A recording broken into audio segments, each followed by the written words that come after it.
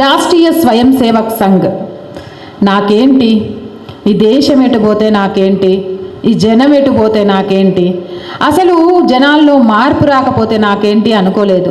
ఆనాడు మొదలుపెట్టిన దగ్గర నుంచి ఈరోజు 100 సంవత్సరాలు పూర్తి చేసుకునేంత వరకు మీకేంటి, ఈ దేశానికి ఏంటి, ఈ ధర్మానికి ఏంటి, అవసరంలో ఉన్న వారికి మా సాయం ఏంటి, కష్టాల్లో ఉన్న వాళ్ళకి మేము చేయాల్సింది ఏంటి అని మాత్రమే ఆలోచిస్తూ వస్తుంది.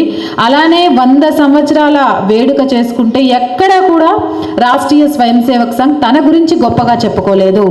సమాజం గురించి, దేశం గురించి గొప్పగా చెప్తూ ఇంకా సమాజంలో తేవాల్సిన మార్పు ఏంటి, నా అనే స్వార్థాన్ని వీడాలి, సమాజం గురించి ఆలోచించాలి. ఈరోజు మనం చేస్తున్న తప్పుల్ని సమాజం మీద రుద్దేసి మనం గురిగింజ గినక దాని కింద నలుపును చూసుకోకుండా ఎరుపు చూసి మురిసిపోయినట్టుగా మురిసిపోతూ ప్రతి తప్పును సమాజం మీద వేస్తున్నాం.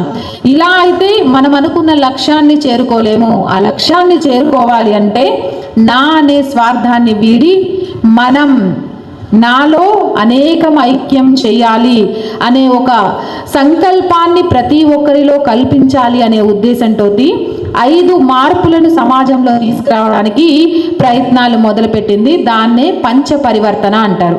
ఈ పంచ పరివర్తన ప్రతి ఒక్కరూ తమలో తాము ఆ మార్పు చేసుకోగలిగితే ఎదుటి వారిని, సమాజాన్ని విమర్శించాల్సిన అవసరం ఉండదు.